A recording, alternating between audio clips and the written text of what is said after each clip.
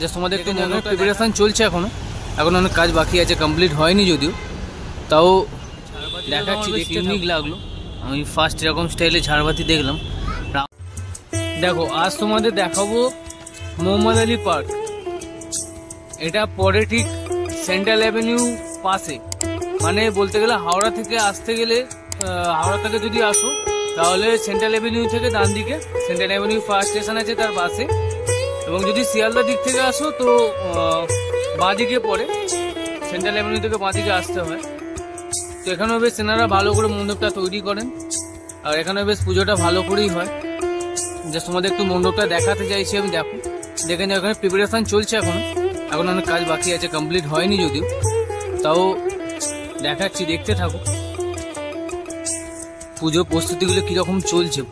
অনেক মণ্ডপেই আমি কভারেজ করার চেষ্টা করছি। দেখো মোহাম্মদ আলী পার্কের ভিতরে যে প্যান্ডেল মণ্ডপটি তৈরি হচ্ছে, সেতে পাটের কিছু জরির ইউজ করা হচ্ছে। দেখো এরকম মডেলের কিছু তৈরি করা হচ্ছে। কাজগুলো খুব সুন্দর এনারা করেছেন, যারা শিল্পী আছেন সুন্দর করেছেন। পাটের ইউজ করেছেন, আমাদের বাংলার যে পাট, সেই পাটের থেকেই তৈরি জরির ইউজ করেছেন। এখানে ঝাড়বাতিটা দেখো বেশ ইউনিক স্টাইলে। এখানে ঠাকুর তো এখন হয়তো এসে গেছে, কিন্তু ওনারা কভার করে রেখেছেন, দেখতে দিচ্ছেন না। জাস্ট দেখো কাজগুলো, দেখো কি অপূর্ব কাজ এখানে করেছেন এনারা। এখানে যদি আরো লাইটিং করলে আরো ভালো লাগবে। এই ঝাড়বাতিটা তো আমার বেশ ইউনিক লাগলো, আমি ফার্স্ট এরকম স্টাইলে ঝাড়বাতি দেখলাম।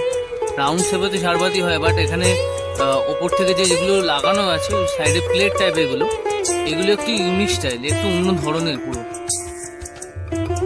জ্বললে হয়তো খুব সুন্দর দেখতে লাগবে। আবারও বলবো, ভিডিওটি ভালো লাগলে একটু লাইক, সাবস্ক্রাইব এবং শেয়ার করো, যাতে সবার কাছে ভিডিওগুলো পৌঁছে যায়।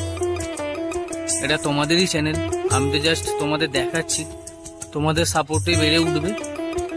তোমরা যদি সাপোর্ট করো অবশ্যই আমি আরো বেশি কভারেজ করতে পারবো, কভারেজ আনতে পারবো।